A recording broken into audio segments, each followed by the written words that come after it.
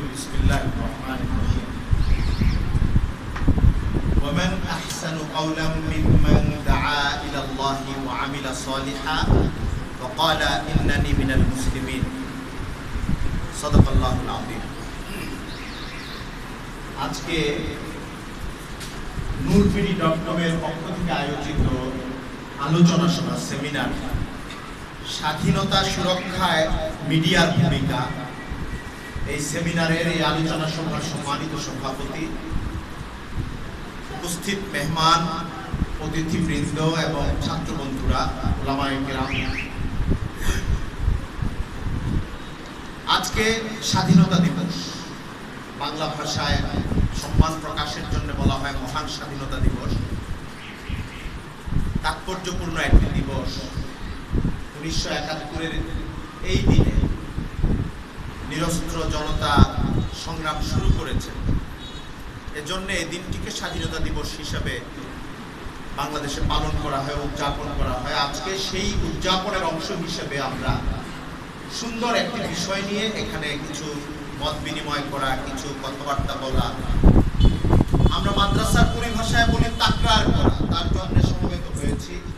যারা আয়োজন করেছেন, নূরবিডি.com এর কর্তৃপক্ষ, এই প্রতিষ্ঠানের প্রধান এবং অন্যান্য কর্তৃপক্ষ, উলামায়ে কেরাম, প্রত্যেককে আমি আমার পক্ষ থেকে কৃতজ্ঞতা জানাই, শুকরিয়া জানাই। আজকের বিষয়টা অত্যন্ত সুন্দর একটা বিষয়। সাম্প্রতিক পরিস্থিতি, যুগের চাহিদা, প্রেক্ষাপট সবকিছু বিবেচনায় নিলে আজকের দিনে এর চেয়ে সুন্দর আলোচ্য বিষয় হওয়া আমার কাছে মনে হয়েছে কঠিন। আজকের দিনটি স্বাধীনতা দিবস, স্বাধীনতার দিন। আবার বিষয়টা হচ্ছে সুরক্ষার সঙ্গে। স্বাধীনতা তো আমাদের অর্জিত হয়েছে, আমরা মনে করি, বিবেচনা করা হয়, মনে করা হয় সাংবিধানিকভাবে, গণতান্ত্রিকভাবে, ধারণাগতভাবে আমরা এখন স্বাধীন। এই জন্য এই অর্জিত স্বাধীনতাটাকে সুরক্ষা কিভাবে করা যাবে, এটাই আসলে মানুষের চর্চার এবং চিন্তার বড় বিষয় হতে পারে। কেউ যদি ধন সম্পদ পায় ঘর ভর্তি, তখন সে আর নতুন ধন সম্পদ কিভাবে অর্জন করবে তার আগে চিন্তা করে এটা কিভাবে সুরক্ষা করবে। তো স্বাধীনতা সুরক্ষার বিষয়টি নিয়ে কোন বিষয় নিয়ে কথা হচ্ছে? মিডিয়া কি ভূমিকা রাখে? যারা মিডিয়ার সঙ্গে অল্প বিস্তর সম্পর্ক রাখেন এবং যারা রাখেন না, দর্শক হিসেবে ভূমিকা রাখেন, আমি নিশ্চিত যে প্রত্যেকেই জানেন গত 15-20 বছর যাবৎ এবং বিশেষ করে গত 4-5 বছর যাবৎ, নিকট অতীত থেকে নিয়ে বর্তমানে মিডিয়া সারা দুনিয়ায় কতটা পাওয়ারফুল, কতটা ক্ষমতা সম্পন্ন, শক্তিমান একটা মাধ্যম। আজকে যদি আলোচনা এরকম হতো যে দেশের স্বাধীনতা সুরক্ষায় মিডিয়া কি ভূমিকা রাখে, এটা তো আছেই। ঘর সংসার রক্ষায় মিডিয়া কি ভূমিকা রাখে, অপ্রাসঙ্গিক হতো। সমাজ রক্ষায় মিডিয়া কি ভূমিকা রাখে, অপ্রাসঙ্গিক হতো। সন্ত্রাস নির্মূলে মিডিয়া কি ভূমিকা রাখে, অপ্রাসঙ্গিক হতো। ইসলাম বিনাশে মিডিয়া কি ভূমিকা রাখে, অপ্রাসঙ্গিক হতো না। অর্থাৎ মিডিয়া এমন একটা শক্তি সম্পন্ন এক মাধ্যম, এখন যে কোনো কিছু গড়া এবং যে কোনো কিছু ধ্বংস করার শক্তি মিডিয়ার হাতে এখন আছে। আমি আজ থেকে 20 বছর হবে বা আরো আগে, নদুয়ার একজন বড় আলেম, তখন তিনি তরুণ ছিলেন, হযরত মাওলানা সৈয়দ আবুল হাসান আলী নদভী রহমতুল্লাহি আলাইহির একদম সঙ্গী সহচরের ভূমিকা রাখতেন। মাওলানা নজরুল হাফিজ নদভী সাহেব, তার একটা সাক্ষাৎকার নিয়েছিলাম। এখন তিনি প্রবীণ। মিডিয়া বিষয়ক তার একটা বড় লেখা আছে, যেটার তর্জমা হয়েছে বাংলায়, কেউ কেউ করেছে, মাগরিবি মিডিয়া আর উসকে আসরাত, পশ্চিমা গণমাধ্যম এবং তার প্রভাব। তাকে আমি সাক্ষাৎকার নিতে গিয়ে জিজ্ঞেস করেছিলাম যে সাংবাদিকতা সম্পর্কে আপনার কি ধারণা, আপনার কি বক্তব্য? তিনি এত সুন্দর করে এই কথার উত্তর দিয়েছিলেন যে এই কথাটা তখন আমার বুঝতে একটু কষ্ট হয়েছিল, তখনকার বিশ্লেষণে আমি বুঝি নাই। উনি বলেছিলেন সাংবাদিকতা হচ্ছে কোনো জাতি ধ্বংস কিংবা গড়ার গল্প। গল্পের একটা গদ্য থাকে, সাহিত্যের একটা গদ্য থাকে, কিন্তু সাংবাদিকতা যে একটা গদ্য, একটা ইবারত, কালাম, এটার দ্বারা কোনো জাতি ধ্বংস হয় অথবা কোনো জাতি গড়ে ওঠে, সেরকম একটা সাংবাদিকতারই আরেক নাম হলো গণমাধ্যম বা মিডিয়া। মিডিয়া কিভাবে স্বাধীনতাকে সুরক্ষা করতে পারে, এই প্রশ্নটা যখন আসে, ঠিক উল্টা প্রশ্নটাও আসে যে মিডিয়া কিভাবে স্বাধীনতাকে ধ্বংস করতে পারে। কারণ কোনো একটা জিনিস যদি ধ্বংস করতে না পারে তাহলে সে করতে পারে না। ক্ষমতা যার থাকে তার ক্ষমতা দুইটাই থাকে। পিতা যখন সন্তানকে বলে যে তাকেই আদর করা মানায়, শাসন করা মানায়, সোহাগ যে করে, সোহাগ যে করতে পারে সে থাপ্পড়ও দিতে পারে, থাপ্পড় যে দিতে পারে সে আবার মাথায় হাতও রাখতে পারে। বাংলাদেশের মিডিয়া না সারা দুনিয়ার মিডিয়া আজকে এই জায়গায় আছে যে ইচ্ছা করলে মানুষের পুরো চিন্তা চেতনা উল্টে দিতে পারে। সেরকম একটা বিষয় নিয়ে আমরা আজকে কথা বলতেছি। এটা একটা আবেগের বিষয় আমার জন্য। আমি মিডিয়ার খুব শিক্ষিত মানুষ না। মানুষ বলে না যে একজন মাদ্রাসায় তো শিক্ষিত শাইখুল হাদিস থাকেন, মুহাদ্দিস থাকেন, মুহতামিম থাকেন, আবার ওই মাদ্রাসায় দারোয়ান বাবুর্চিও থাকে 20 বছর 25 বছর 40 বছর যাবত। মাদ্রাসার সঙ্গে তার একটা মহাব্বত জড়ায়া যায়। আমি মিডিয়ার এরকম একজন বাবুর্চি দারোয়ানের মতো গত 20 বছর 25 বছর যাবত বিভিন্ন মিডিয়ার সঙ্গে সময় কাটাইতে কাটাইতে এর ভালো এবং মন্দ দিক, এর প্রভাবের দিক, এর নেতিবাচক প্রভাবের দিক, এর ইতিবাচক প্রভাবের দিক, অনেক কিছুই, অনেক রকমের প্রবণতার দিক, অনেক কিছু আমার সামনে এখন পরিষ্কার। এজন্য মিডিয়া নিয়ে যখন কথা হয় তখন আমার কথাগুলো কিছু মুবালাগা হয়েছে। আমি বন্ধুদের সামনে যখন মিডিয়া নিয়ে কথা বলি তখন আমি বলি যে আজকের যুগে সবচেয়ে প্রয়োজনীয় একটা বিষয় হচ্ছে আমাদের হাতে মিডিয়া। অনেকে বলে আপনি এত প্রান্তিক কথা বলেন। আমি বলি যে না, আমি প্রান্তিক কথা বলি না। আমি আমার সোচ এবং ফিকির দ্বারা, আমার উপলব্ধি দ্বারা আমি এই জায়গায় পৌঁছেছি যে আমাদের আজকে হাজার হাজার মাদ্রাসা, লাখো মাদ্রাসা বলতে পারি, মক্তবগুলিকে এর সঙ্গে অন্তর্ভুক্ত করলে সব কিছু ধ্বংস হয়ে যেতে পারে যদি প্রভাবশালী 2-3টা মিডিয়া আমাদের হাতে না থাকে। আজকে আমি বলি যে মিডিয়া ইসলাম প্রচারের জন্য না, মানে শুধুমাত্র ইসলাম প্রচারের জন্য না। মিডিয়া আজকে আমাদের আত্মরক্ষার হাতিয়ার। মিডিয়া যদি না থাকে বাহিরের প্রচারণার শত্রুতা বন্ধ করার কোনো পথ আমাদের থাকবে না। আমি ছোট্ট একটা উদাহরণ দিই আমাদের বিষয়বস্তুতে যাওয়ার আগে।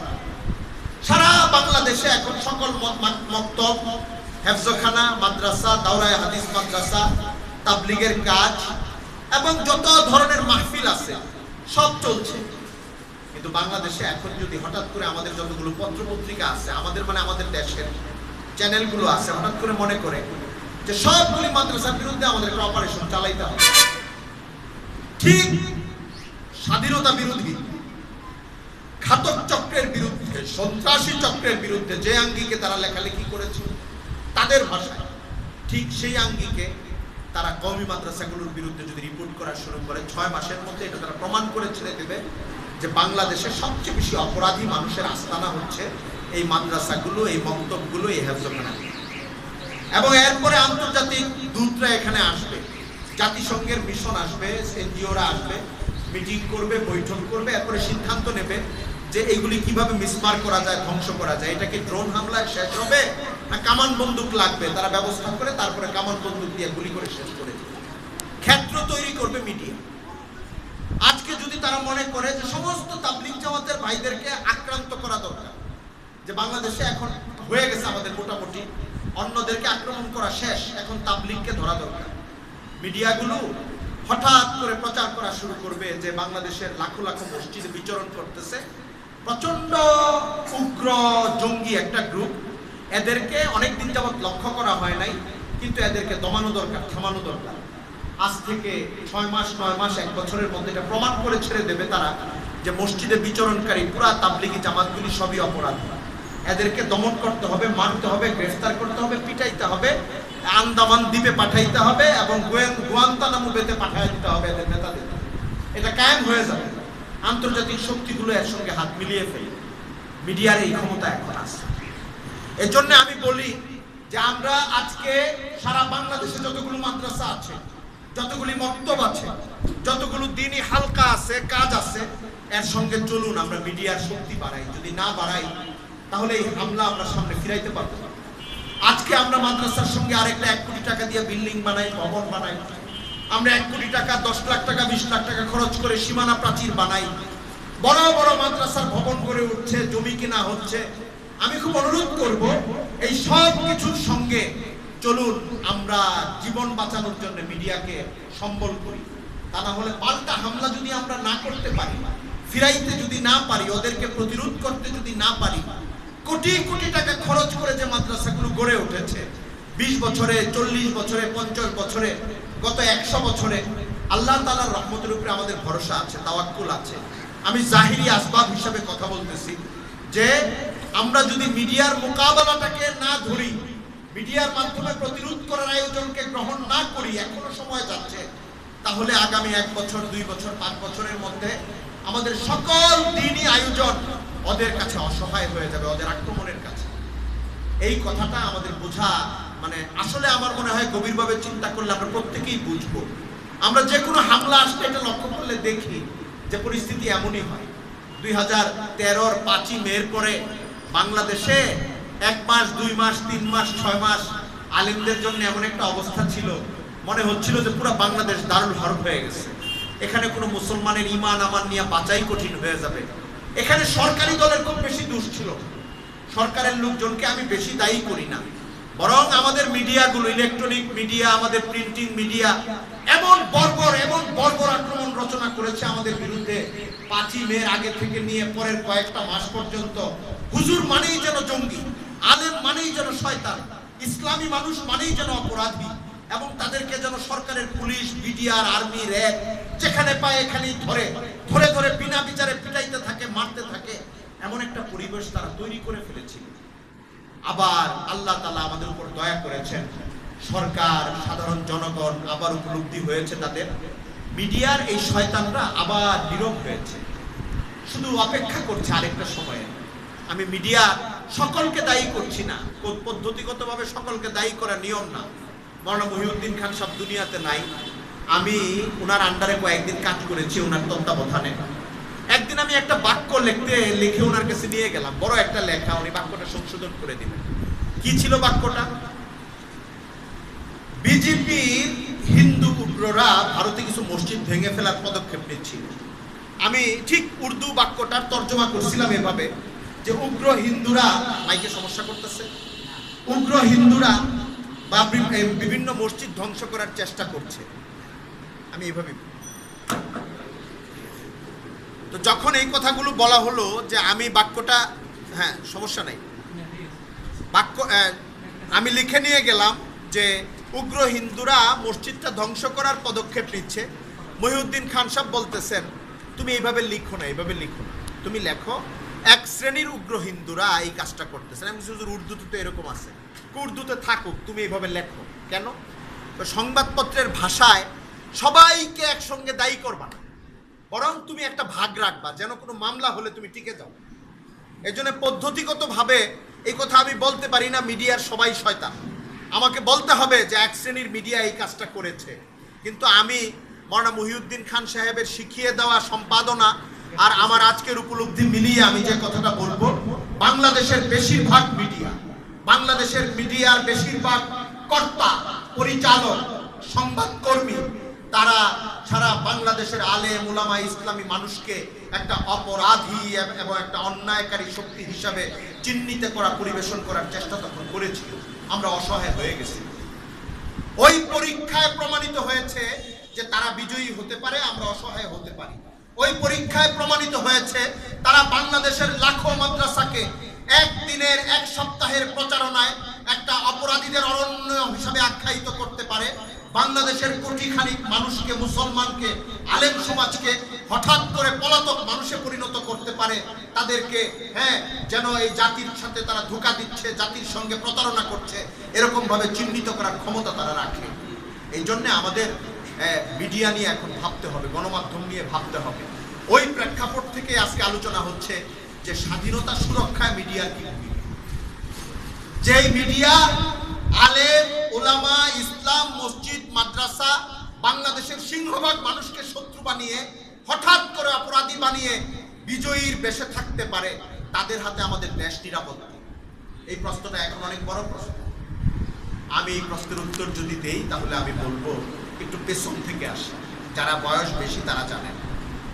আজকের মিডিয়া তো অনেক বেশি, আজকে তো বেসরকারি টেলিভিশন চ্যানেলই 30-40টার মতো, পত্র পত্রিকা খুব চলে, এমনই হইল 20-25-30টা খুব চলে, 50-এর উপরে সার্কুলেশন, 50,000-এর উপরে, লাখের উপরে চলে এমন পত্রিকাই 10টার উপরে।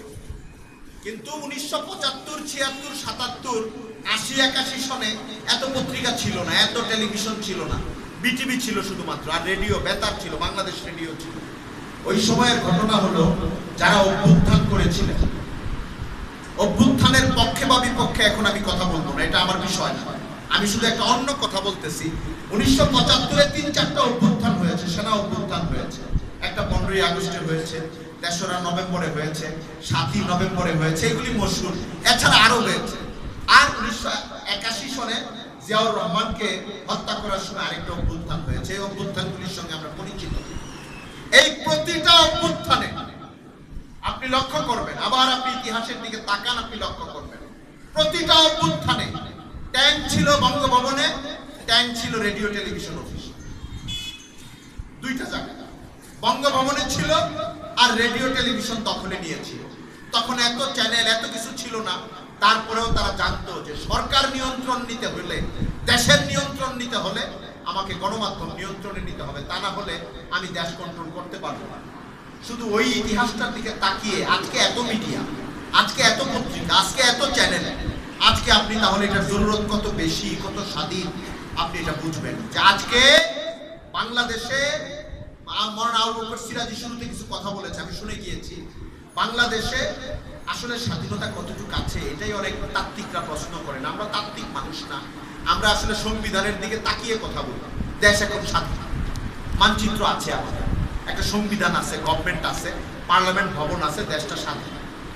দেশটা কতটা স্বাধীন, স্বাধীনতার কিছু সূচক থাকে এখানে। আমাদের পররাষ্ট্র নীতিতে কতটা আমরা স্বাধীনভাবে সিদ্ধান্ত নিতে পারি, আমাদের স্বরাষ্ট্র নীতিতে কাকে গ্রেফতার করব, কাকে ধরবো, কাকে মারবো, কাকে গুম করে ফেলবো, কাকে গ্রেফতার করার পরে আর খুঁজে পাওয়া যাবে না, কাকে গ্রেফতার করার পরে বিদেশে পাওয়া যাবে, এইসব সিদ্ধান্ত আমাদের সরকার নেয় না, বাহির থেকে আসে। তারপরে আমাদের এই চুক্তিটা করা উচিত না, ওই চুক্তিটা করা উচিত, এটা কি আমাদের সরকার করে না, এটা বাহির থেকে আসে। এরপরে আমাদের এতগুলো দিনই শিক্ষা ব্যবস্থা চলা উচিত না, চলা উচিত না, মুসলমানদের এই জিনিসটা চলা উচিত না, চলা উচিত না, এটা কি আমাদের দেশের ভেতরে হয় না বাহির থেকে আসে? এরকম প্রশ্নগুলোর উত্তর আসলে আমাদের কাছে জানা নাই, কিন্তু মানুষ এখন সংশয় প্রকাশ করতে শুরু করেছে। এই জন্য আমি বলবো যে স্বাধীনতার মূল সূচকগুলি এখন প্রশ্নবিদ্ধ। আমি বলবো না স্বাধীনতার মূল সূচকগুলি এখন বিলুপ্ত, স্বাধীনতার মূল সূচকগুলো এখন প্রশ্নবিদ্ধ। এখন বহু মানুষ সংশয়ে থাকেন স্বাধীনতার কতটুকু আমাদের আছে। আমাদের ট্রানজিট দেওয়া হয়ে গেছে, আমাদের বন্দর ব্যবহার করার সুযোগ তারা পাবে। এখন শুনছি আমাদের সবচেয়ে বড় সুন্দরবন, যেটা এখানে বড় রকমের একটা আপনার কি হবে, পাওয়ার হাউস হবে, বড় বিদ্যুৎ কেন্দ্র হবে, এর দ্বারা আমাদের এটা নষ্ট হবে। আমরা আরো অনেক অনেক কথা শুনছি, সামনে প্রতিরক্ষা চুক্তি হবে, সামনে সমুদ্রের মধ্যে ওদের রাস্তা থাকবে, আমাদের বাই রুটে ওদের রাস্তা থাকবে, ট্রানজিটের যে কথাগুলো বলা হয়, আরো কি কি থাকবে, কি কি থাকবে না, এই সব সূচক এবং এই সব আলামতগুলো লক্ষ্য করলে আমাদের স্বাধীনতার প্রাপ্তি, আমাদের স্বাধীনতার স্তর এখন কতটুকু, এটা বলা একটা খুব কঠিন জায়গা। এজন্য আমি বলবো যে স্বাধীনতা এখন যে প্রশ্নবিদ্ধ সূচকের মধ্যে আছে, এটা কেমনে আছে? সবটুকু আমাদের আর্মির কারণে না, সবটুকু আমাদের রাজনৈতিক শক্তির কারণে না, এইটা আছে, এটার পিছনেও গণমাধ্যমের ভূমিকা আছে।